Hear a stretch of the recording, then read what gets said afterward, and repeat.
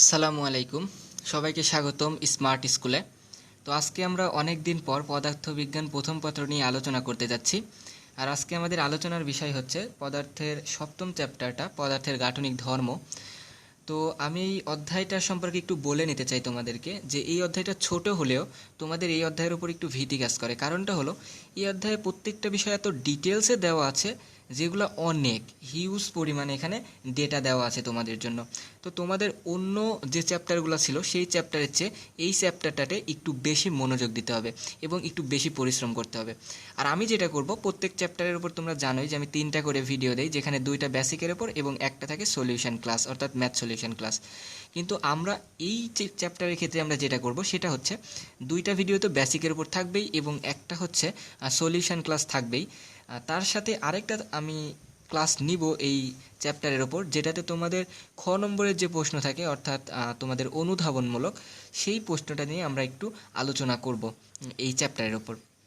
তো আমরা আজকে যে বিষয়টা আলোচনা করব এটা ফার্স্ট ক্লাস। তো বরাবরের মতোই একের পর এক ভিডিও আসতে থাকবে, তোমরা অবশ্যই সেই ভিডিওগুলো দেখে নিবা। আর আজকে আমরা আলোচনা করব হচ্ছে স্থিতিস্থাপকতা নিয়ে, বিভিন্ন রকমের প্রশ্ন বা বিভিন্ন রকমের দিকগুলো জানবো। এবং 2 নম্বরে আমরা যে বিষয়টা জানবো সেটা হচ্ছে ইয়ংয়ের গুণাঙ্ক, অর্থাৎ এটা খুবই ইম্পর্টেন্ট একটা বিষয়। এটা সম্পর্কে আমরা কিছু ম্যাথ দেখব। এবং কৃতকাজ, এটা খুবই ইম্পর্টেন্ট তোমাদের এইচএসসি এবং যারা অ্যাডমিশান দিবে তাদের জন্য এটা খুবই ইম্পর্টেন্ট। এখানে বিভব শক্তি নামের একটা কথা আছে যেটা এই ইয়ংয়ের গুণাঙ্কের সাথে জড়িত, সেটাও আমরা একটু দেখব। এবং সর্বশেষ যে টপিক্সটা সেটা হচ্ছে পয়সনের অনুপাত। এই কয়টা বিষয় আজকে আমরা এই ভিডিওতে জানতে পারবো। তো অবশ্যই তোমরা একদম ফার্স্ট থেকে লাস্ট পর্যন্ত ভিডিওটা দেখবা। তো আমাদের প্রথমের আলোচনার বিষয় হচ্ছে স্থিতিস্থাপকতা। তো কথা না বাড়িয়ে চলো আমরা স্থিতিস্থাপকতা সম্পর্কে কিছু জেনে নেই। তো প্রথমেই স্থিতিস্থাপকতা সম্পর্কে জানার আগে তোমাদের কিছু বিষয় জানতে হবে। বিষয়গুলো কি, যে তোমাদের একটু এই বইয়ের বাইরে আউট নলেজ থাকা উচিত। অনেকেই তোমরা লাইক করো যে হচ্ছে স্প্রিং নিয়ে খেলা করতে পছন্দ করো, বা বল নিয়ে খেলা করতে পছন্দ করো, বা রাবার নিয়ে খেলাধুলা করতে পছন্দ করো। তো এই বিষয়গুলো আমাদের এই স্থিতিস্থাপকতা জিনিসটা বোঝাতে সাহায্য করবে। তো আমি তোমাদের জন্য একটা এখানে তার রেখেছি, যেটা স্থিতিস্থাপক না হলেও কিছুটা আমাদের সেই বিষয়ে ধারণা দিবে। তো আমি তোমাদের এটা দেখাচ্ছি। দেখো যে এই তারটা যখন আমি কাছে আনতেছি, দেখো তারটা যখন আমি কাছে আনতেছি আমাকে একটু হলেও বল প্রয়োগ করতে হচ্ছে। এবং যখন আমি এটা কাছে এনেছি বা বল প্রয়োগ করে কাছে এনেছি এবং এটাকে দেখো আমরা ছেড়ে দিলে এটা দূরে চলে যাচ্ছে আপনা আপনি। আবার যদি এটা আমরা কাছে আনি, দেখো একটা বিষয় খেয়াল করো, আমি তোমাদের একটু এখানে কাছে নিয়ে দেখাচ্ছি, যেটা যখনই আমি কাছে আনতেছি বল প্রয়োগ করতে হচ্ছে এবং যখনই ছেড়ে দিচ্ছি এটা কিন্তু দূরে চলে যাচ্ছে। এটা আসলে কেন হচ্ছে? এই বিষয়টা হয় যে কারণে তোমাকে বাধা দিচ্ছে, যে বল প্রয়োগ করলে তুমি বাধা দিচ্ছে এবং যে ধর্মের কারণে এটা পূর্বের অবস্থায় ফিরে যাচ্ছে। দেখো যেখান থেকে আমি এনেছিলাম সেখানে আবার ফিরে যাবে, এই যে সেখানে আবার ফিরে যাচ্ছে। যে ধর্মের জন্য এই জিনিসটা হয়, যে বল প্রয়োগ করলে প্রসারণ ঘটবে এবং তা পূর্বের অবস্থায় ফিরে যাবে, সেই ধর্মটাই মূলত স্থিতিস্থাপকতা। তো তোমরা হয়তো বা বুঝেই ফেলেছো যে স্থিতিস্থাপকতা বিষয়টা কি। তো স্থিতিস্থাপকতার ক্ষেত্রে আরেকটা বিষয় তোমাদের আমি জানিয়ে রাখতে চাই। দেখো যখনই আমি এটা কাছে আনতেছি, দেখো এটার দূরত্বটা যখনই আমি কাছে আনতেছি, এটার মধ্যে দেখো বিকর্ষণ ধর্মটা বেড়ে যাচ্ছে। দেখো এটাকে দূরে সরাই দিচ্ছে, অর্থাৎ বিকর্ষণ ধর্মটা অত্যাধিক বেড়ে যাচ্ছে। এবং যখন এটা দূরে ছিল তখন আমি কাছে আনার চেষ্টা করতেছি, তখন দেখো আকর্ষণ ধর্মটা বেড়ে যাচ্ছে। অর্থাৎ আমরা কি বলতে পারি, যে এই যে মাঝের যে দূরত্বটা, এই দূরত্বটা যখন বেড়ে যায় তখন এর মধ্যে আকর্ষণ ধর্মটা বৃদ্ধি পায়। আর দূরত্বটা যখন কমে যায় তখন এর মধ্যে বিকর্ষণ ধর্মটা বেড়ে যায়। সো এটা আমরা সবাই জানলাম এবং এটা তোমরা নোট করে রাখতে পারো, যে দূরত্ব কমলে বিকর্ষণ ধর্ম বাড়ে এবং দূরত্ব বাড়লে আকর্ষণ ধর্মটা বেড়ে যায়। সো স্থিতিস্থাপকতা বিষয়টা আমাদের কাছে ক্লিয়ার। এবার স্থিতিস্থাপকতার কয়েকটা প্রকারভেদ আছে, দেখো আমি এখানে লিখে রেখেছি। একটা হচ্ছে পূর্ণ দৃঢ় বস্তু, 2 নম্বরটা হচ্ছে পূর্ণ স্থিতিস্থাপক বস্তু এবং 3 নম্বরটা হচ্ছে পূর্ণ প্লাস্টিক বস্তু। তো এই বিষয়ে আমরা একটু ধারণা লাভ করি, যে পূর্ণ দৃঢ় বস্তুটা কি, পূর্ণ স্থিতিস্থাপক বস্তুটা কি এবং পূর্ণ প্লাস্টিক বস্তুটা কি। তো প্রথমে আসা যাক পূর্ণ দৃঢ় বস্তু। যেমন ধরো তুমি যদি একটা কলমকে, আমি যে একটা কলম দেখাচ্ছি, এই কলমকে যদি তুমি বল প্রয়োগ করো বা একটা পাথরকে যদি তুমি বল প্রয়োগ করো, তাহলে কি ঘটবে? সেটার কিন্তু প্রসারণ ঘটবে না, সেটার কিন্তু আদৌ প্রসারণ ঘটবে না, তাহলে সেটা হচ্ছে পূর্ণ দৃঢ় বস্তু। তাহলে পূর্ণ দৃঢ় বস্তুর সংজ্ঞা আমরা এইভাবে দিতে পারি যে যদি কোনো বস্তুর উপর বাহ্যিক বল প্রয়োগ করা হয় বা বল প্রয়োগ করি, তাহলে তার প্রসারণ বা সংকোচন ঘটবে না, সেটা হচ্ছে পূর্ণ দৃঢ় বস্তু। এবার আসা যাক পূর্ণ স্থিতিস্থাপক বস্তু। পূর্ণ স্থিতিস্থাপক বস্তুটা কি? আমরা পূর্ণ দৃঢ় বস্তুটা জানলাম যে প্রসারণও হয় না বা সংকোচনও হয় না, আর পূর্ণ দৃঢ় বস্তু হচ্ছে বল প্রয়োগ করলে সংকোচনও হবে এবং প্রসারণও হবে, দুইটা জিনিসই হবে। সো খুবই সহজ পূর্ণ স্থিতিস্থাপক বস্তুটাও তোমরা জেনে থাকবে যে স্প্রিং যেমন পূর্ণ স্থিতিস্থাপক বস্তু। সো আমি তোমাদের আরেকটা বিষয় জানিয়ে রাখতে চাই যে পূর্ণ দৃঢ় বস্তু এবং পূর্ণ স্থিতিস্থাপক বস্তু আদৌ আমাদের পৃথিবীতে পাওয়া যায় না। আমি তোমাদের উদাহরণ দিলাম, এই যে কলমের কথা বললাম বা তোমাদেরকে বললাম হচ্ছে পাথরের কথা। তুমি একটা জিনিস চিন্তা করো, পাথরকে যখন ভাঙা হয় দেখবা পাথরকে যখন অত্যাধিক বল বা প্রেশার দেয়, তখন দেখবা যে পাথরটা একটু হলেও প্রসারিত হয়। প্রসারিত হওয়ার পর কি হয়, সেটা ভেঙে যায় বা ফেটে যায়। কিন্তু আমরা কিন্তু বলতে পারি না যে এটার প্রসারণ হয়নি, প্রসারণ কিন্তু হয়েছে। সুতরাং পূর্ণ দৃঢ় বস্তু কিন্তু আসলেই পাওয়া সম্ভব না, একটু হলে একটু প্রসারণ হবেই। তোমরা আরেকটা বিষয় খেয়াল করতে পারো যে পূর্ণ স্থিতিস্থাপক বস্তুটাও পাওয়া সম্ভব না। আমরা স্প্রিংয়ের কথা বললাম যে স্প্রিং নাকি পূর্ণ স্থিতিস্থাপক বস্তু। স্প্রিংটাও হচ্ছে স্থিতিস্থাপক বস্তু না, পূর্ণ স্থিতিস্থাপক বস্তু না। কেন? তোমরা খেয়াল করবা, বাসায় যখন প্রথম তোমরা টেলিভিশন বা রেফ্রিজারেটরের জন্য যখন রিমোট কিনে আনো, তখন রিমোটের মধ্যে দেখবে একটা স্প্রিং থাকে। সেই স্প্রিংয়ে তোমাদের ব্যাটারি লাগাতে হয়, ব্যাটারির এক প্রান্ত স্প্রিংয়ের মতো লাগানো থাকে, সেটাতে তোমাদের ব্যাটারিটা লাগাতে হয়। তোমরা প্রথম যখন লাগাবা দেখবা খুব আটকিয়ে আছে, ওই ব্যাটারিটা খুবই আটকিয়ে আছে ওই স্প্রিংটার সাথে। সুতরাং তোমরা বুঝতে পারো যে এটা নতুন অবস্থায় আছে। কিন্তু কয়েকদিন যখন তোমরা ইউজ করবা রিমোটটা এবং ব্যাটারি খুলবা একবার বা একবার লাগাবা, এরকম করতে থাকবা, তখন দেখবা যে ব্যাটারিটা কিন্তু লুজ হয়ে গেছে বা টেলিভিশনে ঠিকমতো কানেক্ট হচ্ছে না। নতুন ব্যাটারি কিনলেও এমনটাই হয়, কানেক্ট হয় না। কারণটা কি? ওই যে স্প্রিংটা ছিল ওইটা আগের অবস্থায় নাই, অনেকবার খোলা এবং আটকানোর ফলে এটা কিন্তু একটু হলেও প্রসারণ বা একটু হলেও ওই আগের অবস্থা থেকে বিচ্যুত হয়ে গেছে। তাহলে এখান থেকে তোমরা কি বলতে পারো যে এটাও পূর্ণ স্থিতিস্থাপক না, কারণ এটা প্রসারণ বা সংকোচন কিন্তু ঠিকমতো হচ্ছে না। তোমরা রিমোটটা একটু আজকে বাসায় খেয়াল করে দেখবা যে এটা পূর্ণ স্থিতিস্থাপকতা হচ্ছে না। কিন্তু যেহেতু এটা কিছুটা হলেও পূর্ণ, মানে অনেকটাই, কিছুটা না অনেকটাই পূর্ণ স্থিতিস্থাপকতার মতো আচরণ করে, বিধায় এটাকে আমরা পূর্ণ স্থিতিস্থাপক রূপে ধরি। আসলে কিন্তু পাওয়া সম্ভব না, তাই আমরা স্প্রিংকে এই সকল স্থিতিস্থাপকতার কাজে ইউজ করে থাকি। আর পূর্ণ দৃঢ় বস্তু, এটাকেও আমরা পাথরের সাথে তুলনা করলাম, এটাও পাওয়া যদিও সম্ভব না, কিন্তু পাথরকেই আমরা পূর্ণ দৃঢ় বস্তু ধরতে পারি। এবার আসা যাক পূর্ণ প্লাস্টিক বস্তুটা কি। এটা খুবই ইন্টারেস্টিং একটা বিষয় যে পূর্ণ প্লাস্টিক বস্তু, এটা খুব ইম্পর্টেন্ট। পূর্ণ প্লাস্টিক বস্তু হচ্ছে তুমি বল প্রয়োগ করবা, সেটার প্রসারণ ঘটবে। আগের দুইটার ক্ষেত্রে কি দেখলাম? একটা হচ্ছে প্রসারণ ঘটে এবং সংকোচনও হয়, আর একটার দেখলাম যে সংকোচনও হয় না, প্রসারণ হয় না। কিন্তু প্লাস্টিক বস্তুর ক্ষেত্রে পুরোটাই ভিন্ন, প্রসারণও হবে কিন্তু সংকোচন হবে না, মোটেও সংকোচন হবে না। অর্থাৎ আপনি যদি বল প্রয়োগ করো, তাহলে তুমি একটা জিনিস খেয়াল করবে যে সেটার প্রসারণ হবে, কিন্তু যদি বলটা অপসারণ করে নাও তাহলে সেটা সংকোচন হবে না। কেন হবে না? তুমি একটা জিনিস খেয়াল করো, যখন রুটি বানাও তোমরা বা পরোটা বানাও, তখন একটা জিনিস খেয়াল করবা যে যখন ওইটাকে একটু সুন্দর করে মানে তৈরি করার জন্য একটা সিস্টেম করো, গোল করো, তারপর একটু চাপ দাও, তাহলে দেখবা ওইটা গোল হয়ে যাচ্ছে কিন্তু পূর্বের অবস্থায় ফিরে আসতেছে না। যদি ফিরে আসতো তাহলে কেমনটা হতো? খুবই হাস্যকর হতো, আমরা কখনোই রুটি বানাতে পারতাম না। কিংবা তোমরা আরেকটা জিনিস খেয়াল করতে পারো যে কাদামাটি নিয়ে যখন আমরা ছোটোবেলায় খেলা করতাম, বিভিন্ন রকমের জিনিস বানাতাম, হাঁড়ি পাতিল বানাতাম, তখন একটা জিনিস খেয়াল করো যে যদি আগের অবস্থায় ফিরে আসতো তাহলে কেমন হতো? সেটা আসলেই হতো না, অন্যরকম হয়ে যেত, হাস্যকর হতো। তো আমরা যদি বল প্রয়োগ করি ওই সব বিষয়ের ক্ষেত্রে, তাহলে দেখতেছো যে প্রসারণ হচ্ছে, যে হাঁড়ি পাতিল বা রুটি বানানোর ক্ষেত্রে প্রসারণ হচ্ছে, কিন্তু সেটা পূর্বের অবস্থায় ফিরে আসতেছে না। তাহলে সেটাকে আমরা কি বলতে পারি? পূর্ণ প্লাস্টিক বস্তু। অর্থাৎ তুমি বল প্রয়োগ করবা, সেটার প্রসারণ হবে কিন্তু সেটার সংকোচন হবে না, অর্থাৎ আগের অবস্থায় ফিরে আসবে না।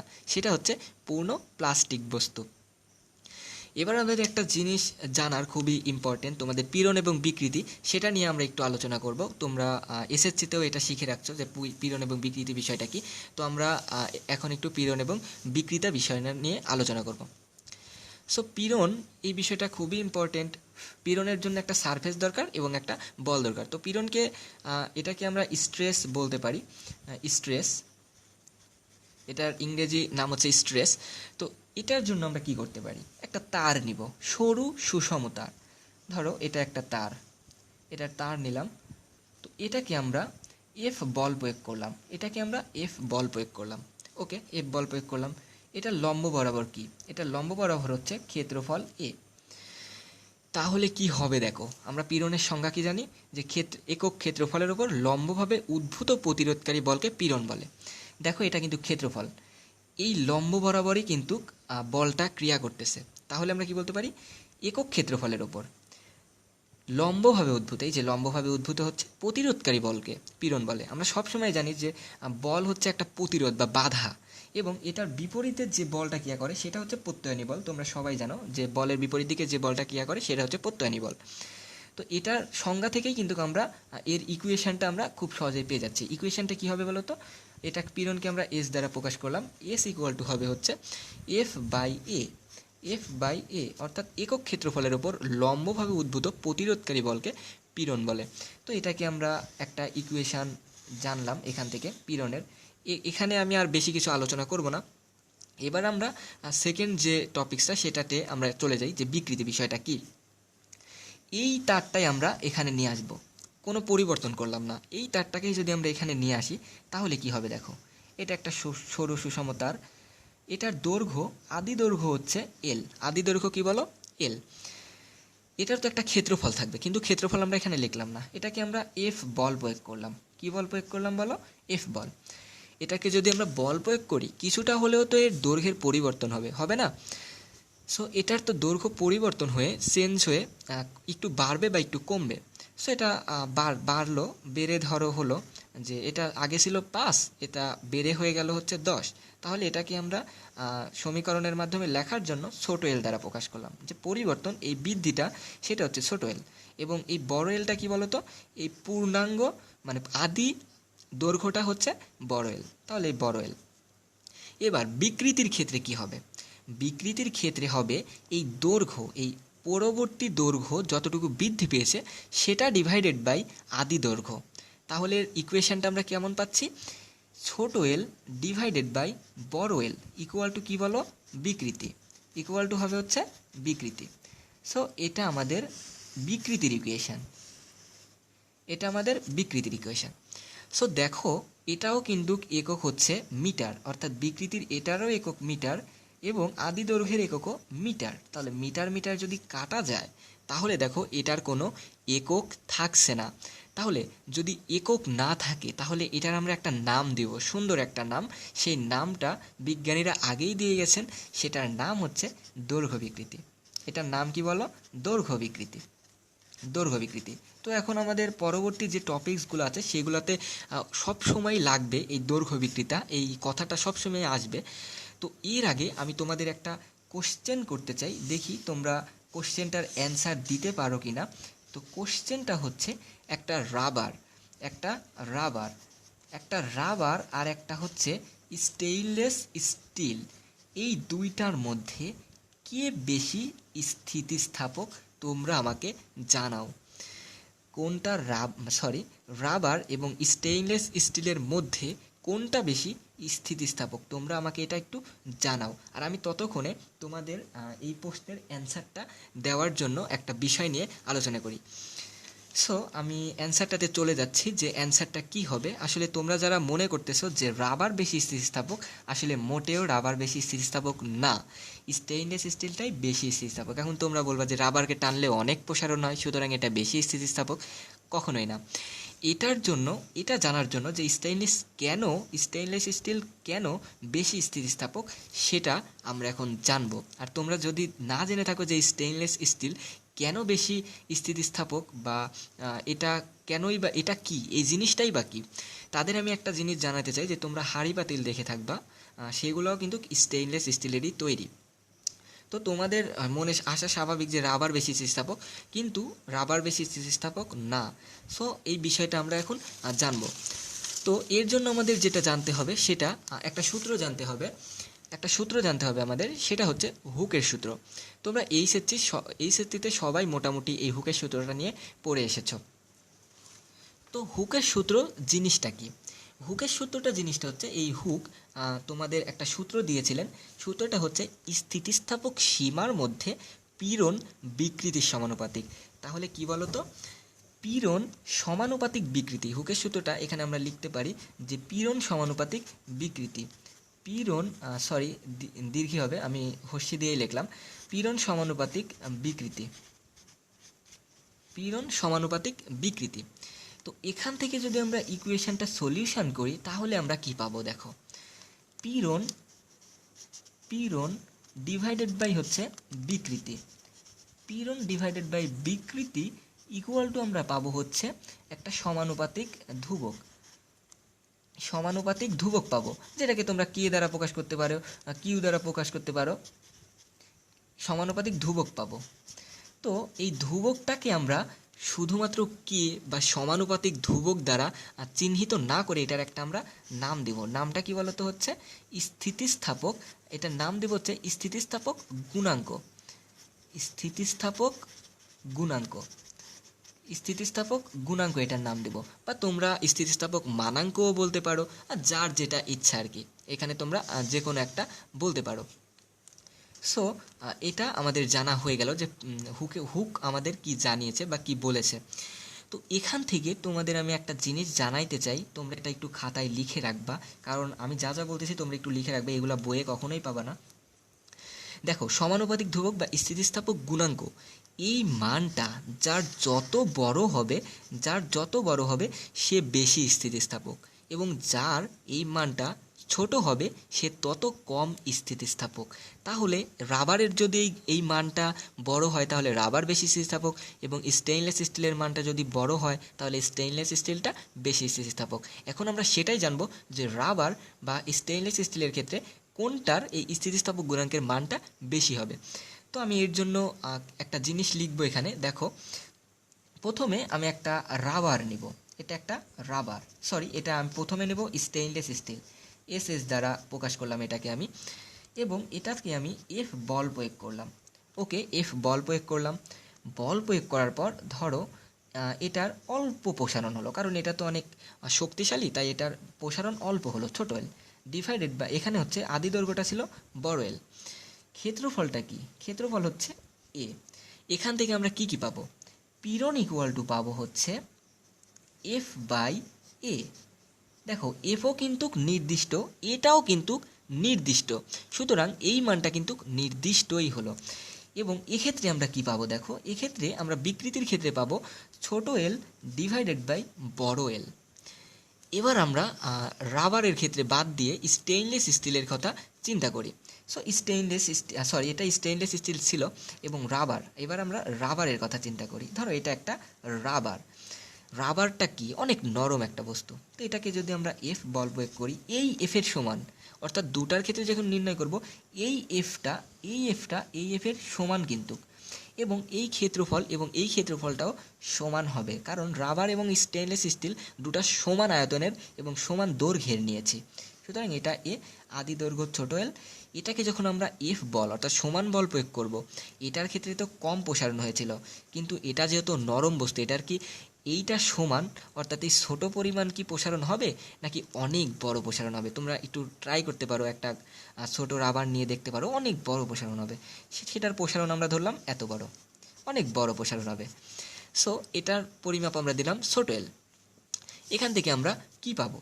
এস ইকুয়াল টু পাবো হচ্ছে, এখানে আমি লিখছি, এস ইকুয়াল টু পাবো হচ্ছে এফ বাই এ। এই মানটা আর এই মানটা কিন্তু সেম হবে, অর্থাৎ এই এস এবং এই এস সমান হবে, কারণ এফ আর এ তো পরিবর্তন হয়নি, কিন্তু কোনটা অন্যরকম হবে? এই দৈর্ঘ্য বিকৃতিটা অন্যরকম হবে। দৈর্ঘ্য বিকৃতিটা কী হবে এখানে বলো? এটা ধরলাম আমরা 1, এটাকে আমরা 1 দ্বারাই সংজ্ঞায়িত করলাম, এবং এটাকে আমরা 2 দ্বারা সংজ্ঞায়িত করে দৈর্ঘ্য বিকৃতিটা লিখব, ছোট এল ডিভাইডেড বাই বড় এল। এখন দেখো, এই মানটা আর এই মানটা কি কখনোই সেম হবে? তোমাদের কি মনে হয়? কখনোই সেম হবে না, কারণ এখানে দেখো এলটা বড়, এখানের এলটা ছোট। তাহলে এখন আমরা যদি এখানে মানগুলা বসাই, এই উপরে যদি মানগুলা বসাই, অর্থাৎ পীড়ন এবং বিকৃতির ক্ষেত্রে এবং স্থিতিস্থাপক গুণাঙ্কটা নির্ণয়ের ক্ষেত্রে পীড়ন কিন্তু সেম হচ্ছে, পীড়ন সেম। এবার আমরা দৈর্ঘ্য বিকৃতিটা বসাবো। দৈর্ঘ্য বিকৃতিটা যদি ছোট হয় তাহলে দেখো পীড়নটা বড় হবে, কারণ বড় সংখ্যাকে যদি ছোট সংখ্যা দিয়ে ভাগ করা হয় বড়ই পাবো। আর এই বিকৃতিটা যদি বড় হয় তাহলে এই মানটাও, এই অনুপাতটাও আমরা ছোট পাবো। এক্ষেত্রে তোমরা একটা জিনিস খেয়াল করো, এখানে ছোট এলটা কিন্তু অনেক ছোট, বড় এলটা কিন্তু বড়। তো ছোটকে যদি আমরা বড় জিনিস দ্বারা ভাগ করি অনেক ছোট মান পাবো, তার মানে এই মানটা হবে হচ্ছে ছোট। এই মানটা কি হবে বলো? ছোট। এই মানটা হবে, দেখো এখানে এলটা বড় এবং ছোট এলটা তার চেয়ে একটু ছোট, তাহলে এই মানটা হবে কি বলো? বড়। এবার দেখো এই মানটা যেহেতু বড় হলে এই অনুপাতটা ছোট হচ্ছে, আর এই মানটা যদি ছোট হয় তাহলে এই অনুপাতটা বড় হচ্ছে, তাহলে স্টেইনলেস স্টিল যেহেতু ছোট, সুতরাং এই অনুপাতটাও স্টেইনলেস স্টিলের ক্ষেত্রে বড় হবে আর রাবারের ক্ষেত্রে ছোট হবে। সুতরাং সমানুপাতিক গুণাঙ্কটা রাবারের কম এবং স্টেইনলেস স্টিলের বেশি, খুবই সহজ। তাহলে যেহেতু স্টেইনলেস স্টিলের এই স্থিতিস্থাপক গুণাঙ্কটা বেশি, সুতরাং আমরা সহজেই বলতে পারি যে স্থিতিস্থাপক গুণাঙ্ক যেহেতু বেশি, সুতরাং স্টেইনলেস স্টিল রাবারের চেয়ে বেশি স্থিতিস্থাপক। সো তোমরা আমি আশা করছি যে বুঝতে পারছো। যারা এখনও বুঝতে পারো নাই তারা অবশ্যই ডেসক্রিপশন বক্সে লিঙ্ক দেওয়া থাকবে, সেখানে গিয়ে তোমরা আমার এফবি আইডিতে নক দিতে পারো বা গ্রুপে তোমরা লিখতে পারো। সো আমরা পরবর্তী টপিক্সটাতে চলে যাচ্ছি। পরবর্তী টপিক্সটা হচ্ছে খুবই ইম্পর্টেন্ট টপিক্স। পরবর্তী টপিক্সটা যাওয়ার আগে আমরা একটা ম্যাথ করতে পারি, যে এত কিছু করলাম তো একটা ম্যাথ করি। সো পীড়ন এবং বিকৃতি নিয়ে আমরা একটা ম্যাথ দেখব। ম্যাথটা খুবই সহজ, তোমরা অনেকেই পারবা, কারণ আমি জানি যে তোমরা অনেক অ্যাডভান্স, বাট আমিও অতটা মানে ডিটেলসে বলবো না এই ভিডিওতে, কারণ আমরা যখন ম্যাথ সলিউশন করব তখন অনেক হার্ড ম্যাথগুলো দেখব। এখন আপাতত সহজ ম্যাথগুলাই দেখব। তো এটা হচ্ছে আমাদের কোশ্চেন নম্বর 1 ধরলাম। সো এখানে আমি উদ্দীপকটা দিয়ে দিচ্ছি। উদ্দীপকটা হচ্ছে একটা সরু তার, এটা একটা তার নিলাম আমরা। সো এই তারের আদি দৈর্ঘ্যটা হচ্ছে 10 মিটার, আদি দৈর্ঘ্য 10 মিটার এবং ব্যাসার্ধটা হচ্ছে 5 মিলিমিটার, এবং এটাকে আমরা এফ বল প্রয়োগ করলাম। এফ বলটা হচ্ছে এফ, এই মানটা হচ্ছে এফের মানটা হচ্ছে 2000 নিউটন। সো এটাকে এফ বল প্রয়োগ করা হলো। এতে কি হবে? একটু তো প্রসারণ অবশ্যই হবে। প্রসারণটা কত হবে? আমি প্রসারণটাও দিয়ে দিলাম। প্রসারণটা হবে তোমার ছোট এল ইকুয়াল টু তোমরা 2 মিলিমিটার দিয়ে করতে পারো। সো আমরা এটাকে 2 মিলিমিটার দিলাম। এটা একটা তার, আমি এখানে লিখেও দিচ্ছি, এটা একটা তার। এবার তোমাদের কাছে প্রশ্ন হচ্ছে পীড়ন কত? প্রথম প্রশ্নটা হচ্ছে পীড়ন কত, দ্বিতীয় প্রশ্নটা হচ্ছে বিকৃতি কত। বিকৃতি কত? অবশ্যই তোমরা ম্যাথটা সলিউশন করতে পারবা, অবশ্যই। আমি আগের যে বিষয়টা তোমাদেরকে বললাম সেই বিষয় থেকে অবশ্যই তোমরা অ্যান্সারটা দিতে পারবা। তো তোমরা অ্যান্সারটা করতে থাকো, আর আমিও ততক্ষণে তোমাদেরকে অ্যান্সারটা করে জানাই দেই যে অ্যান্সারটা কত হবে। তো প্রথমেই আমরা যেটা করব, ডেটাগুলো লিখে নেব। তোমরা ফিজিক্সের ক্ষেত্রে সবসময় একটা জিনিস খেয়াল করবা যে ডেটাগুলো আগে লিখে নেবা, যে যে ডেটা দেওয়া আছে। তো এখানে এল দেওয়া আছে হচ্ছে 10 মিটার, ছোট এল দেওয়া আছে 2 মিলিমিটার। এটাকে যদি আমরা মিটার এলেই তাহলে 2 × 10⁻² মিটার, এবং এখানে আর দেওয়া হচ্ছে 5 মিলিমিটার। আর দেওয়া হচ্ছে 5 মিলিমিটার, এটা আর ইকুয়াল টু এখানে আমরা পাবো হচ্ছে 5 × 10⁻, এখানে মিলিমিটারের ক্ষেত্রে 3 হবে, কারণ সেন্টিমিটারের ক্ষেত্রে -2 হয়, এবং 10⁻³ এখানে পাবো হচ্ছে আমরা মিটার। এবং এফ দেওয়া আছে, এফ হচ্ছে 2000 নিউটন।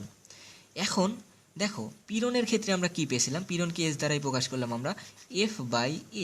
এ কিন্তু এখানে দেওয়া নাই, তো এটা আমরা কেমনে পাবো? এটা আমরা পাবো F/A এর সূত্র আমরা জানি, তারের ক্ষেত্রে ক্ষেত্রফল ইকুয়াল টু হচ্ছে πr²। খুবই সহজ। তো πr² যদি হয় তো আমরা এখানে মানটা একটু বসায় দেই। এফ এর মানও আমরা জানি, এফ এর মানটা হচ্ছে এখানে আমি এফ এর মানটা সরাসরি বসাই দেই, 2000 নিউটন ডিভাইডেড বাই পাই হচ্ছে 3.14 ইন্টু হচ্ছে ক্ষেত্রফল r², অর্থাৎ ব্যাসার্ধ আমরা কত জেনেছি? 5.10 3 টু দি পাওয়ার হচ্ছে স্কোয়ার। এবার যদি এই মানটা আমরা সলিউশন করি ক্যালকুলেশানে, আমি ক্যালকুলেটর দিয়ে একটু সলিউশনটা করছি, তোমরাও একটু সলিউশনটা করে নাও। সো ক্যালকুলেটর দিয়ে সলিউশন করি। সাজ্জাদ ক্যালকুলেটরটা একটু দাও। ওকে, থ্যাঙ্কস। আচ্ছা, তো আমি এখন এটা সলিউশন করতেছি। প্রথমে 2000 ডিভাইডেড বাই 3.14 ইন্টু 5 ইন্টু 10⁻³ ওকে, এটাকে স্কোয়ার করে দিলাম অ্যান্সার। সো অ্যান্সারটা যেটা আসবে সেটা হচ্ছে 2.5 গুণন 10⁻⁻5 মিটার স্কোয়ার। তোমরা কি দেখতে পাচ্ছ? যদি না দেখতে পারো তাহলে এটা একটু জুম করে দেখতে পারো যে অ্যান্সারটা হবে 2.5 গুণন 10⁻⁻5। সো তোমরা, আমি আশা করছি যে সবাই অ্যান্সারটা আনতে পেরেছো। আর যদি এই অ্যান্সারটা না আনতে পারো তাহলে এইভাবে করবা, অ্যান্সারটা চলে আসবে। এবার আমরা যে বিষয়টা দেখব, বিকৃতি কত হবে। সো বিকৃতি যেটা হবে সেটা হচ্ছে, বিকৃতির সূত্র আমরা বিকৃতি দ্বারাই প্রকাশ করলাম। এটাকে দৈর্ঘ্য বিকৃতি বলা যাবে, বিকৃতি বললে হবে না, দৈর্ঘ্য বিকৃতি বলতে হবে। সো বিকৃতি ইকুয়াল টু আমরা কী জানতাম, ছোট এল ডিভাইডেড বাই বড় এল। তো ছোট এলের মান তো এখানে দেওয়াই আছে, আমরা এখানে দেখতেই পাচ্ছি 2 মিলিমিটার, এবং বড় এলের মানটা হচ্ছে 10 মিটার। তাহলে এটা মিলিমিটার থেকে আমরা এই যে প্রকাশ করে নিয়েছি 2 × 10⁻³ এবং বড় এলের মানটাও আমরা এখানে দেখে নিয়েছি যে 10 মিটার। তাহলে যদি আমরা গুণ করি আর কাটাকাটি করি, তাহলে আমরা যে মানটা পাবো, আমি একটু ক্যালকুলেটর ইউজ করে করতেছি, মানটা আমরা পাবো হচ্ছে 2 গুণন 10⁻, এখানে আমি মানটা লিখছি 2 গুণন 10⁻⁻4। এটার কিন্তু একক নেই। আর এখানে আমরা কিন্তু এখানে মিটার স্কোয়ার হবে না, নিউটন পার মিটার স্কোয়ার হবে। এখানে একটু ভুল হয়েছে, এখানে আমি এককের ক্ষেত্রে একটু ভুল করেছিলাম, তোমরা একটু ক্ষমা সুন্দর দৃষ্টিতে দেখবা। এখানে পীড়নের ক্ষেত্রে এককটা হবে হচ্ছে প্যাসকেল, অর্থাৎ নিউটন পার মিটার স্কোয়ার। আমি এখানে ভুল করে মিটার স্কোয়ার লিখে ফেলেছিলাম, তোমরা এই ভুলটা করবা না কখনোই, জানি। সো এখানে এটার কোনো একক হবে না, তোমরা জানো। সো এবার আমরা পরবর্তী টপিক্সটাতে চলে যেতে পারি। পরবর্তী টপিক্সটা কি? পরবর্তী টপিক্সে আমরা আলোচনা করব হচ্ছে ইয়ংয়ের গুণাঙ্ক নিয়ে। তো চলো আমরা ইয়ংয়ের গুণাঙ্ক নিয়ে আলোচনা শুরু করে দিই।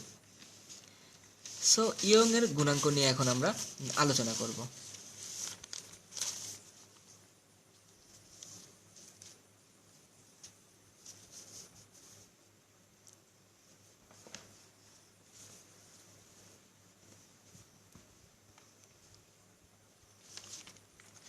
সো এবার আমরা আমাদের পরবর্তী টপিকস ইয়ংয়ের গুণাঙ্ক নিয়ে আলোচনা করতে পারি। তো চলো আমরা ইয়ংয়ের গুণাঙ্ক নিয়ে আলোচনা শুরু করে দেই। ইয়ংয়ের গুণাঙ্ক জিনিসটা কি? ইয়ংয়ের গুণাঙ্ক জিনিসটা আসলে একটা, মানে তোমাদের বোঝার সুবিধার্থে আমি একটা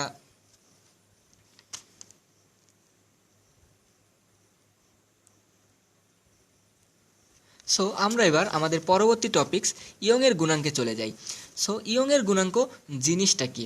তো ইয়ংয়ের গুণাঙ্ক জিনিসটা বোঝার জন্য আমি তোমাদের একটা সহজভাবে দেখানোর চেষ্টা করছি। আমি একটা কলম নিচ্ছি এখানে। সো এটা একটা কলম, এটার একটা দৈর্ঘ্য আছে, অবশ্যই দৈর্ঘ্য আছে, কারণ দেখো এখান থেকে এত দূর, অনেক বড় একটা দৈর্ঘ্য আছে। সো এই দৈর্ঘ্যটার, মানে এই বস্তুটার বা এই কলমটার যদি আমরা একক প্রস্থচ্ছেদের ক্ষেত্রফল হয় বা প্রস্থচ্ছেদের ক্ষেত্রফল বিশিষ্ট কোনো তারের, এই কলমটাকে ধরে নিলাম আমরা তার, তো এই তারের মধ্য দিয়ে বা দৈর্ঘ্য বরাবর, এই যে দৈর্ঘ্যটা আমরা দেখতে পাচ্ছি, এই দৈর্ঘ্য বরাবর যদি স্থিতিস্থাপক সীমার মধ্যে, খুব ইম্পর্টেন্ট একটা কথা, যে স্থিতিস্থাপক সীমা হতে হবে। যেমন স্থিতিস্থাপকতার কিন্তু একটা সীমা আছে। তুমি একটা জিনিস খেয়াল করবা, এই তারটাকে যখন আমি কাছে এনেছিলাম, স্থিতিস্থাপকতার জন্যই কিন্তু এটা দূরে চলে গেল, কিন্তু এখান থেকে কি এর কাছে আসা সম্ভব? মোটেও কি আসা সম্ভব? আসা কিন্তু সম্ভব না, এর কিন্তু একটা সীমা আছে। এই সীমার বাইরে চলে গেলেই কিন্তু এর কাজটা অফ হয়ে যাবে। দেখো এখান থেকে এই পর্যন্ত আসলো, এই পর্যন্ত কি আসলো? আমার এই আঙ্গুল পর্যন্ত কি আসলো? মোটেও আসলো না। এর কারণটা কি? এর একটা সীমা আছে স্থিতিস্থাপকতার। তো ইয়ংয়ের গুণাঙ্কের ক্ষেত্রেও একটা কথা আছে যে স্থিতিস্থাপক সীমার মধ্যে, অর্থাৎ একক প্রস্থচ্ছেদের ক্ষেত্রফল বিশিষ্ট কোনো তারের দৈর্ঘ্য বরাবর যদি স্থিতিস্থাপক সীমার মধ্যে কোনো বল প্রয়োগ করি, তাহলে তারটির দৈর্ঘ্য বৃদ্ধি আমরা কত জেনেছিলাম? ছোট এল। তারটির দৈর্ঘ্য বৃদ্ধি ছোট এল যদি আদি দৈর্ঘ্যের, অর্থাৎ বড় এলের সমান হয়, তখন সেটাই হচ্ছে ইয়ংয়ের গুণাঙ্ক। সো তোমরা এইভাবে চিন্তা করতে পারো যে কোনো একটা তারের মধ্য দিয়ে যদি দৈর্ঘ্য বরাবর বল প্রয়োগ করা হয়, তাহলে আদি দৈর্ঘ্য এবং পরবর্তী দৈর্ঘ্য সমান হবে। এটাই হচ্ছে ইয়ংয়ের গুণাঙ্ক। খুবই সিম্পল। সো এখন আমরা এর কিছু ইকুয়েশান দেখব এবং সেটা নিয়ে আমরা কিছু ম্যাথও দেখব। তো চলো এর ইকুয়েশানটা আমরা জেনে নেই। সো ইয়ংয়ের গুণাঙ্কের ক্ষেত্রে ইয়ংয়ের গুণাঙ্ককে আমরা ওয়াই দ্বারা প্রকাশ করে থাকি, ওয়াই। সো এই ওয়াই এর সমীকরণ আছে একটা, ওয়াই এর সমীকরণটা যদি আমি এখানে লিখি তাহলে এমন হবে, এখানে তোমরা দেখতে পাচ্ছ ওয়াই ইকুয়াল টু হচ্ছে পীড়ন হাফ ইন্টু না,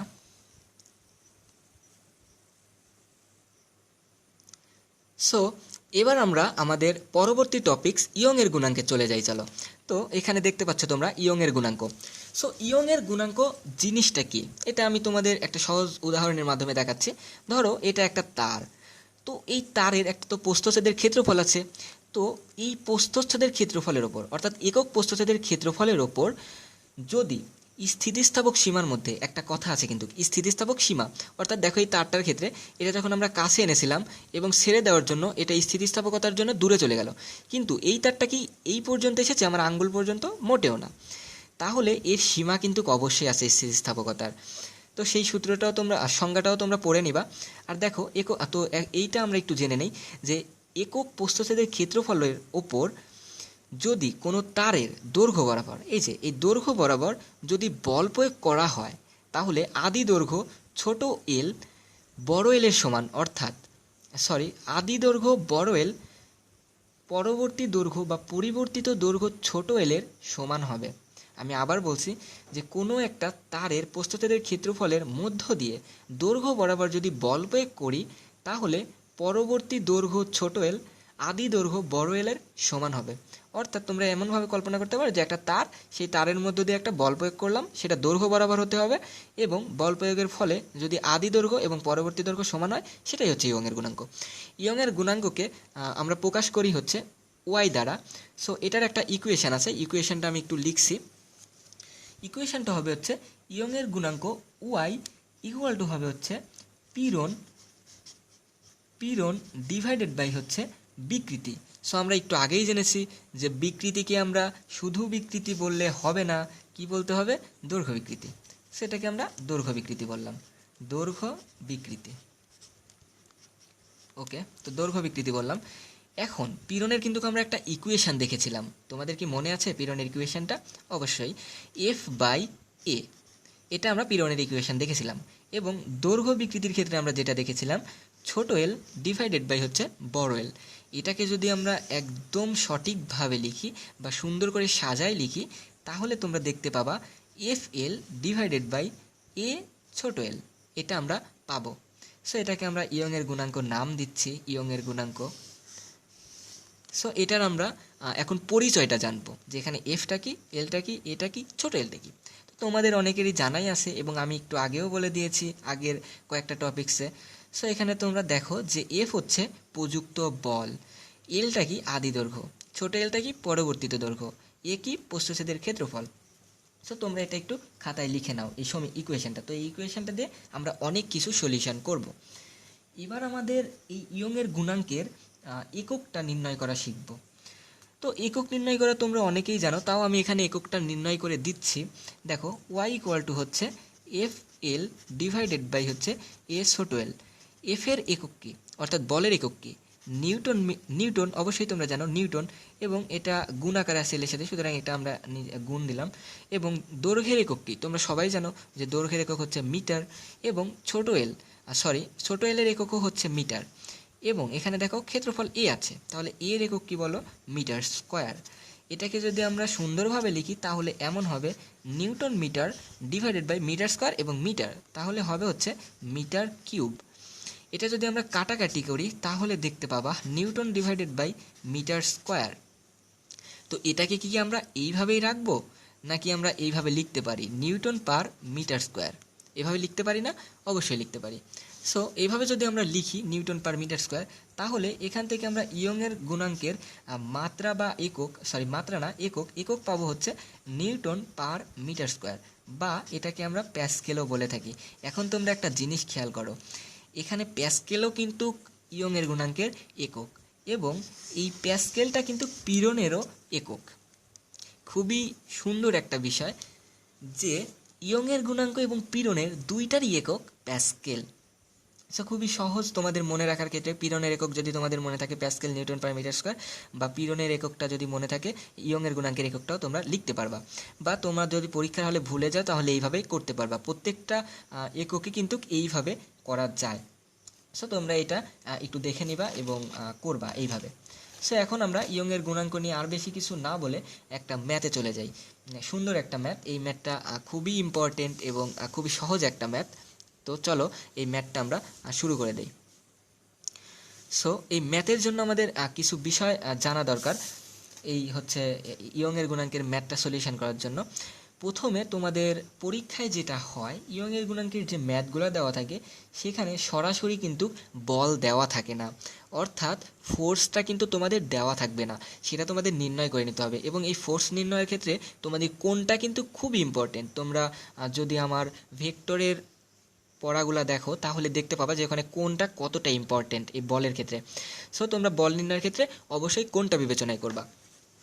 আর ইয়ংয়ের গুণাঙ্কের ক্ষেত্রে অবশ্যই তোমাদের বল নির্ণয় কোন বিষয়টা জানতে হবে, কোনটা দেখতে হবে যে কোন কত ডিগ্রি আছে এখানে। তো এটা তোমাদের জানা খুবই ইম্পর্টেন্ট যে এখানে এফটা কত হচ্ছে, কারণ ইয়ংয়ের গুণাঙ্ক এফ ছাড়া নির্ণয় করতে পারবা না।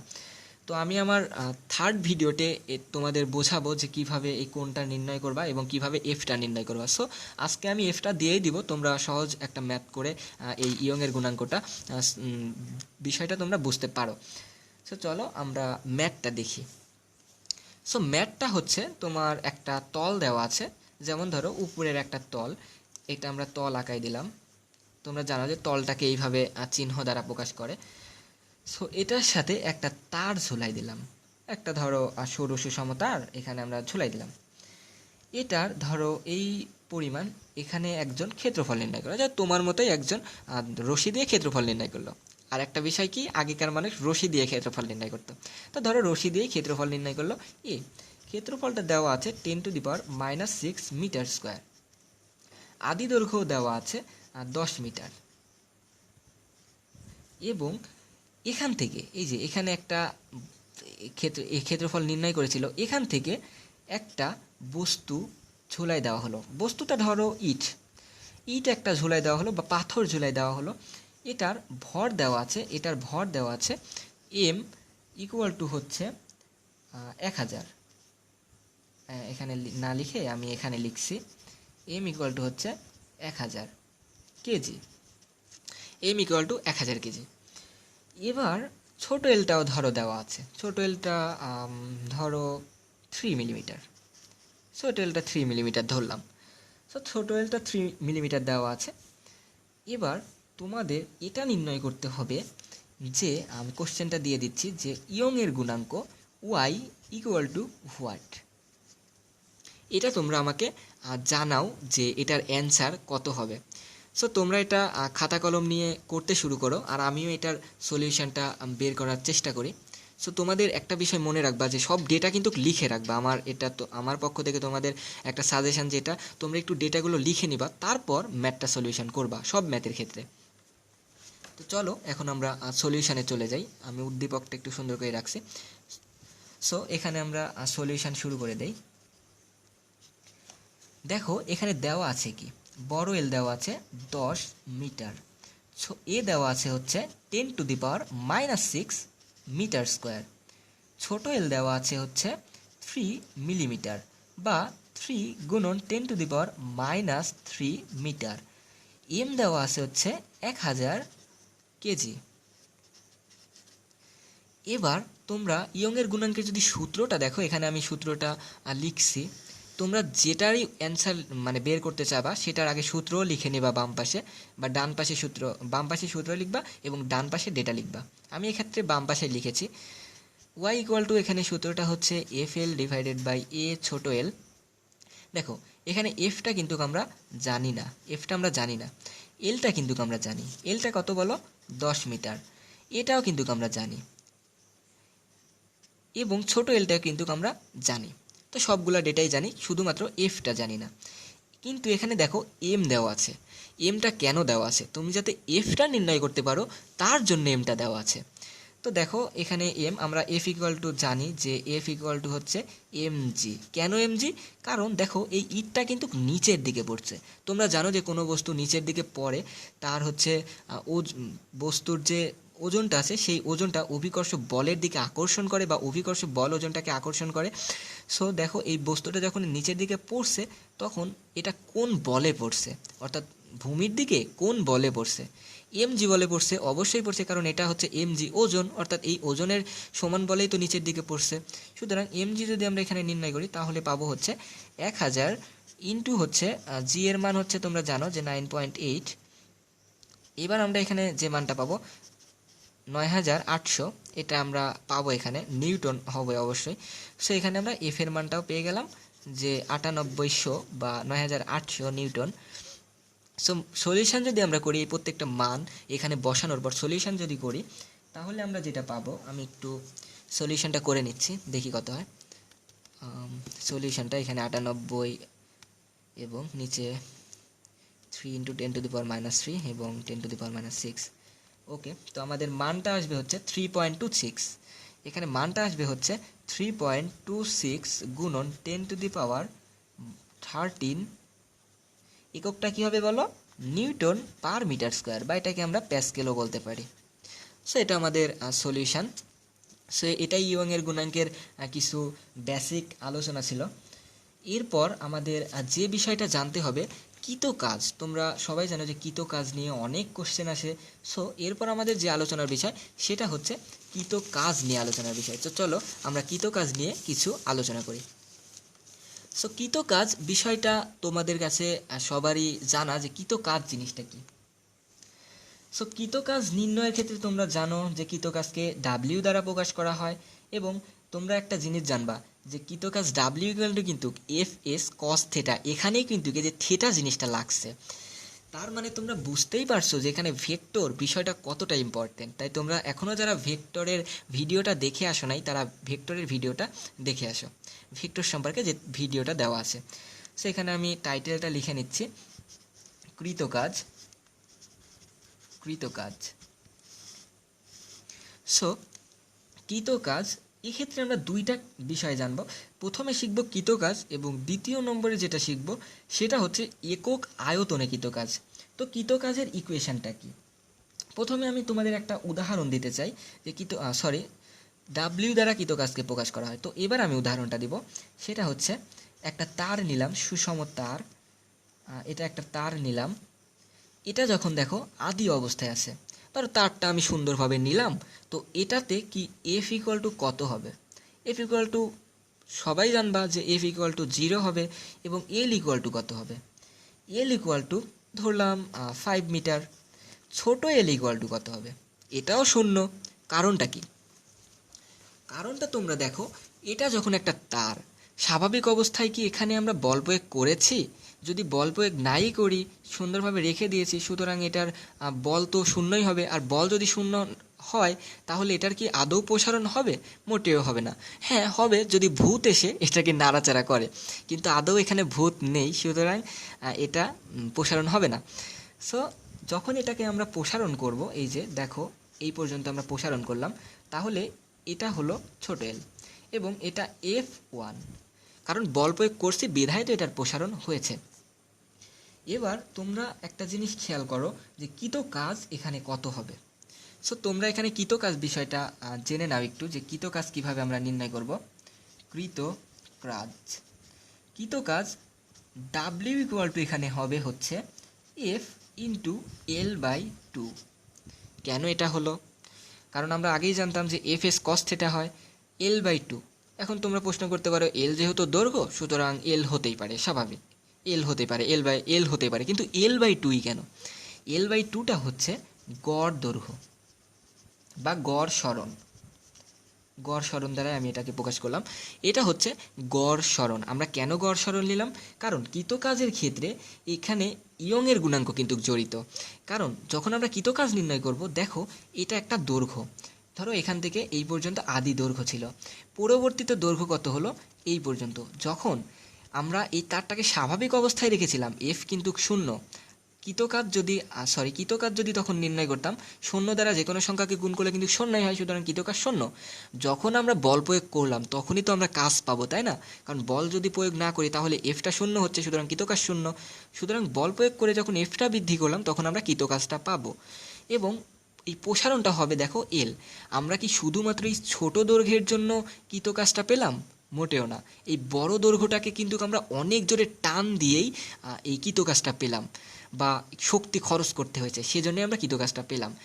তার জন্য কিন্তু এই ছোট এলটারও দরকার হচ্ছে, কারণ এই তারটাকে কিন্তু বল প্রয়োগ করে অনেক বড় করছি। ধরো এই এলটা যদি 2 হতো তাহলে কিন্তু টান দিতে আমাদের প্রচণ্ড কষ্ট হতো, কারণ ধরতে পারতাম না। যখন বড় হয়েছে তখন কিন্তু টানটা দিয়ে সুবিধা পেয়েছি, বিধায় কিন্তু এটার স্মরণও বেশি হয়েছে, সব কিছুই বেশি হয়েছে, কাজটাও বেশি পাচ্ছি। সুতরাং এখানে আমরা গড় স্মরণ নিব। এখন তোমরা বলতে পারো যে কেন f/2 নিলাম না? কারণ এখানে তো বলও আমাদের প্রথমে 0 ছিল, বা f1 আমরা পরে নিলাম, তার মানে এখানে বলও তো পরিবর্তন হয়েছে, সুতরাং f/2ও তো নিতে পারতাম। এখন তোমরা যারা এই প্রশ্নটা করছো মনে মনে বা ভাবতেছো, তাদেরকে আমি ধন্যবাদ জানাই যে তোমাদের মনে এত সুন্দর একটা প্রশ্ন আসার জন্য। হ্যাঁ, তোমরা এটাকে f/2ও লিখতে পারবা, f/2ও লিখতে পারবা। এটাকে তোমরা f/2 ইন্টু হচ্ছে এল দ্বারাও লিখতে পারবা।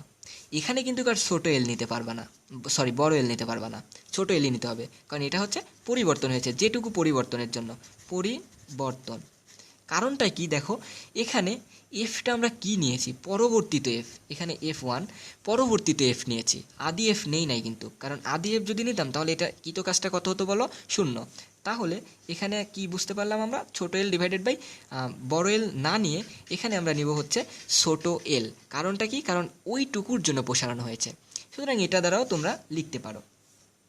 এবার আমরা এটাকে সুন্দরভাবে লিখতে পারি যে কোনো একটা তারকে যদি আমরা লম্বা করি, সেখানে যে পরিমাণ সঞ্চিত শক্তি জমা হয় সেটাই মূলত কৃতকাজ। সুতরাং ডাব্লিউ ইকুয়াল টু আমরা কী বলতে পারি? যে সঞ্চিত শক্তি। এখন তোমাদের বলতে পারে যে পরীক্ষায় না সঞ্চিত শক্তি নির্ণয় করে। এক্ষেত্রে তোমরা একটা বিষয় মনে রাখবা যে অনেক সময় কিন্তু কমন সেন্সটারও অনেকটাই দরকার হয়। কারণ কি বলতো?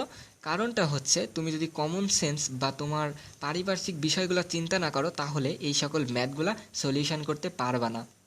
তাহলে দেখো এখান থেকে আমরা কৃতকাজে ইকুয়েশনটা পেয়ে গেলাম। এবার আমরা কি করব বলো? একক আয়তনে কৃতকাজ নির্ণয় করব। তো চলো একক আয়তনেও আমরা কৃতকাজ নির্ণয় করে ফেলি। সো এখানে আমি লিখে নিচ্ছি যে একক আয়তনে কৃতকাজ, একক আয়তনে কৃতকাজ, একক আয়তনে কৃতকাজ। ওকে, তো আমাদের এটা হয়ে গেল যে একক আয়তনে কৃতকাজ। তো একক আয়তনে কৃতকাজ বিষয়টা হচ্ছে ডাব্লিউ ডিভাইডেড বাই হচ্ছে এএল। এএলটা কি বলো? এখানে এএলটা হলো ভি, অর্থাৎ আয়তন। তোমরা সবাই জানো যে আয়তন নির্ণয়ের ক্ষেত্রে ক্ষেত্রফলকে যদি আমরা দৈর্ঘ্য দ্বারা গুণ করি তাহলেই আয়তন পাবো। এটা ধরো একটা তার, এই তারের যদি আয়তন নির্ণয় করতে চাই তাহলে এই ক্ষেত্রফলকে আমরা দৈর্ঘ্য দ্বারাই গুণ করব, তাহলেই আমরা সহজেই আয়তন পেয়ে যাব। সো এইভাবে আমি আয়তনটা নির্ণয় করে নিলাম এএল। এবং ডাব্লিউটা কী বলতো? এই যে এই কৃতকাজ ডাব্লিউ। এবার আমি এই কৃতকাজকে একক আয়তনে কৃতকাজ এটাকে আমি ই দ্বারা প্রকাশ করব। সো চলো আমরা ই দ্বারা প্রকাশ করে একটা ইকুয়েশান বের করে ফেলি। সো ই দ্বারা যদি প্রকাশ করে আমি এখানে আবার লিখে নিচ্ছি ডাব্লিউ ডিভাইডেড বাই এএল। তো ডাব্লিউ ইকুয়াল টু কত পেয়েছি আমরা এখানে বলো? ডাব্লিউ ইকুয়াল টু পেয়েছি হচ্ছে এল ডিভাইডেড বাই 2, বা হচ্ছে L divided by 2 into F, বা হচ্ছে এল ইন্টু f/2। তো আমরা দ্বিতীয়টাই ইউজ করতেছি। তো দ্বিতীয়টা ইউজ করলে এমনটা হবে এল ইন্টু f/2। নিচে কি বলতো? নিচে হচ্ছে এএল, নিচে কি বলো? এএল। এবার যদি আমরা এটাকে সুন্দরভাবে সাজাই গুছাই লিখি তাহলে এই টুটাকে আমরা বাইরে নিয়ে আসবো। টুটাকে যদি আমরা বাইরে নিয়ে আসি তাহলে কি হবে বলো? হাফ হবে। এবং এখানে কি থাকবে বলো? এফ এল ডিভাইডেড বাই এ এল। তাহলে এটা উপরে চলে যাবে। তাহলে এখানে কি পাচ্ছি দেখো? এফ ছোট এল ডিভাইডেড বাই এ বড় এল। এটার থেকে যদি আমরা আরও সুন্দরভাবে সাজাই লিখি তাহলে কি পাবো? তাহলে পাবো half into f/a, f/a into ছোট এল ডিভাইডেড বাই বড় এল। এটা কিভাবে পেলাম? এই যে f/a ছোট এল ডিভাইডেড বাই বড় এল। এটা কিন্তু সহজেই আমরা পেয়ে যাচ্ছি, কারণ তোমরা বুঝতে পারছো কেন হলো। এবার দেখো এটার একটা নাম আছে, এবং এটারও একটা নাম আছে, আর এটা তো একটা ধ্রুবকই ধরে নিলাম। তো এই নামগুলা কি? এটা হচ্ছে পীড়ন, এটা হচ্ছে বিকৃতি। সো এটা যদি পীড়ন হয়, এটা যদি বিকৃত হয়, তাহলে কি একক আয়তনে কৃত কাজ ই ইকুয়াল টু আমরা কি পাবো? হাফ গুণন পীড়ন গুণন হচ্ছে বিকৃতি। এটাকে আমরা কি লিখব? দৈর্ঘ্য বিকৃতি। দৈর্ঘ্য বিকৃতি বিকৃতি ওকে। সো এটা একটা আমরা ইকুয়েশন পেলাম, খুবই ইম্পর্টেন্ট ইকুয়েশন। এটা দিয়ে অনেক রকমের ম্যাথ আসে। এখন আমাদের যেটা জানার দরকার সেটা হচ্ছে বিভব শক্তি নিয়ে আলোচনা করব। এটা দিয়ে আমরা অনেক রকম ম্যাথ করতে পারি। আমি তোমাদেরকে একটা ম্যাথ দিচ্ছি, তোমরা এটা সলিউশন করবা। এখানে ধরো এফ ইকুয়াল টু দেওয়া আছে হচ্ছে, এটা question number 3। F equal to দেওয়া আছে ধরো 50 নিউটন, এ ইকুয়াল টু দেওয়া আছে 10⁻⁻² মিলিমিটার। এবার দেওয়া আছে ছোট এল ইকুয়াল টু হচ্ছে 2 মিলিমিটার, বড় এল ইকুয়াল টু হচ্ছে 5 মিলিমিটার। এবং তোমাদের নির্ণয় করতে হবে হচ্ছে ই ইকুয়াল টু হোয়াট। তো এটা তোমরা করে নেবা, আমি এটার আর সলিউশন করতেছি না, তোমরা এটা একটু বাসায় করে নেবা, প্র্যাকটিস করে নেবা। এবার আমরা আসি বিভব শক্তি নিয়ে। তো বিভব শক্তি জিনিসটা কি? বিভব শক্তি, সো বিভব শক্তি জিনিসটা কি? দেখো, বিভব শক্তিটা জাস্ট আমি খালি তোমাদের ইকুয়েশনটা লিখে দিচ্ছি। বিভব শক্তির ইকুয়েশনটা হচ্ছে, বিভব শক্তিকে আমরা এখানে ইউ দ্বারা প্রকাশ করি, অন্য ক্ষেত্রে কিন্তু আমরা ইপি দ্বারাও প্রকাশ করে থাকি, পটেনশিয়াল এনার্জি বিভব শক্তি, বা আমরা এটাকে ইউ দ্বারা এখানে প্রকাশ করছি। এবার এটার সূত্র হচ্ছে হাফ ইন্টু হচ্ছে ইয়ংয়ের গুণাঙ্ক ওয়াই এ ছোট এল স্কোয়ার ডিভাইডেড বাই বড় এল।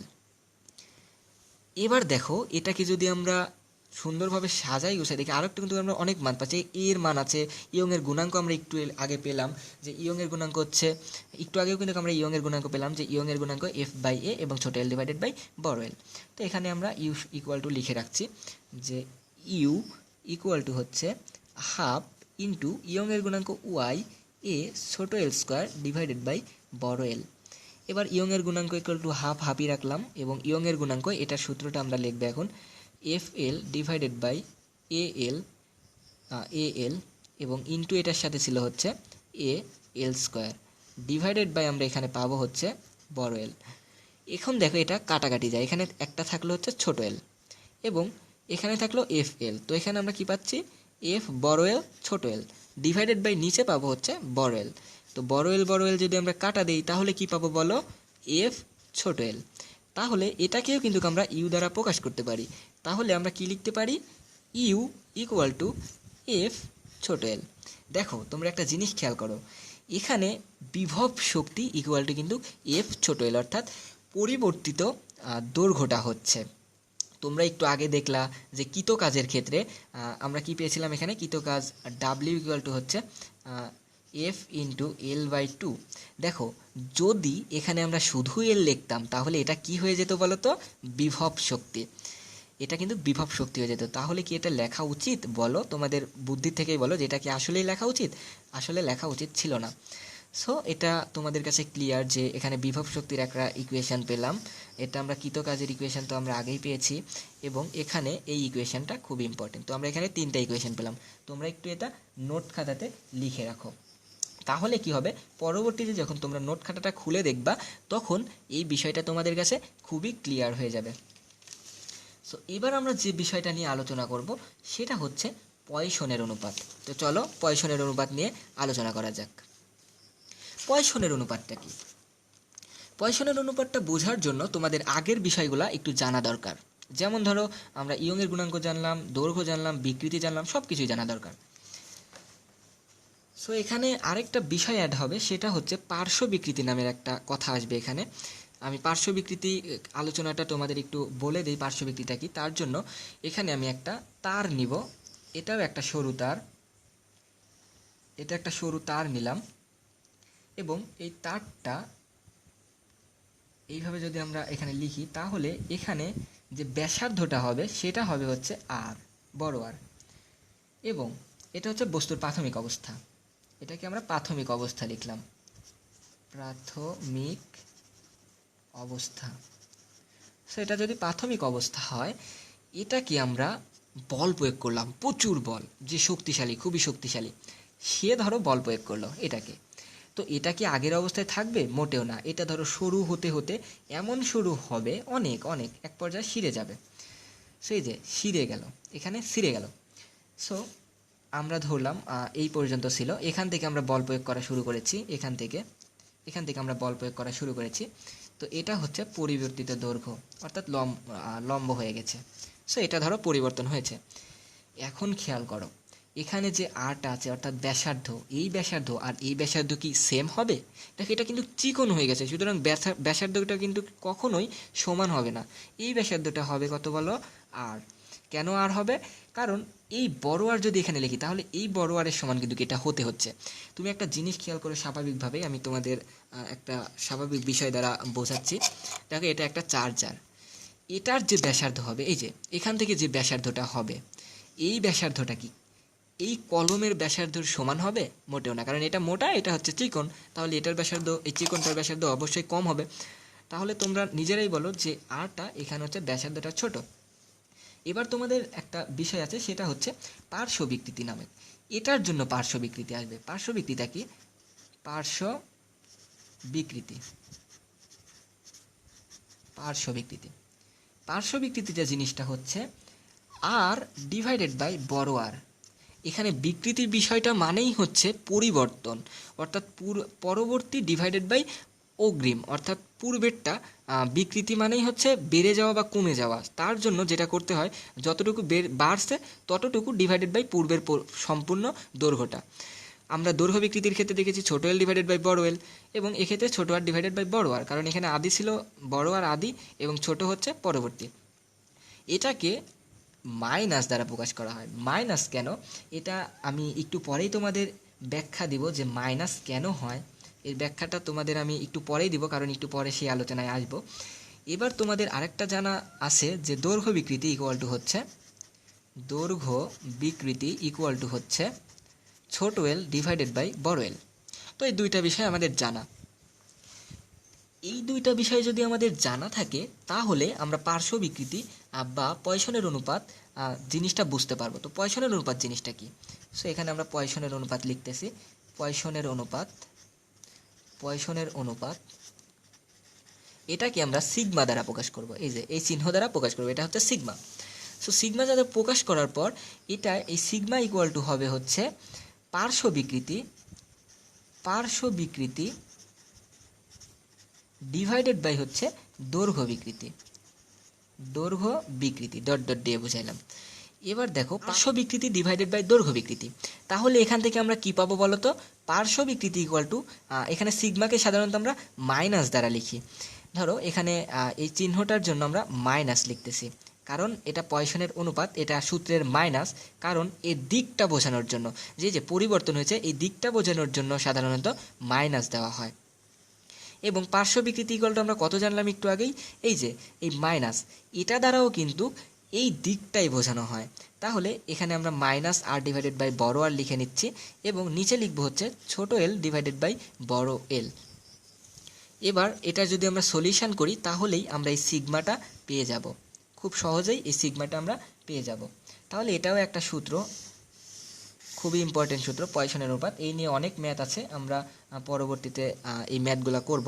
সেখানে আমি পরিচয়গুলো দিয়ে নেই। ছোট আর হচ্ছে পরিবর্তিত ব্যাসার্ধ। পরিবর্তিত ব্যাসার্ধ বললেও ভুল হবে, এখানে আদি ব্যাসার্ধ ডিভাইডেড মাইনাস হচ্ছে এই বড় আর। এখানে আরটা তোমাদের দেওয়া থাকবে পরীক্ষায়, ধরো পরিবর্তিত ব্যাসার্ধ দেওয়া থাকবে 5 এবং আদি ব্যাসার্ধ দেওয়া থাকবে হচ্ছে ধরো 3। তাহলে তোমরা যা করবা, এই 5 থেকে 3 বিয়োগ করলে যে 2 হয়, অর্থাৎ পরিবর্তনটা আদি ব্যাসার্ধ এবং পরিবর্তিত ব্যাসার্ধের যে পরিবর্তনটা, সেটাই মূলত আর, ছোট আর। এবং বড় আর তোমরা জানো যে আদি ব্যাসার্ধ, ছোট এলটা কি? আদি দৈর্ঘ্য, পরবর্তিত দৈর্ঘ্য, এবং বড় এলটা হচ্ছে আদি দৈর্ঘ্য।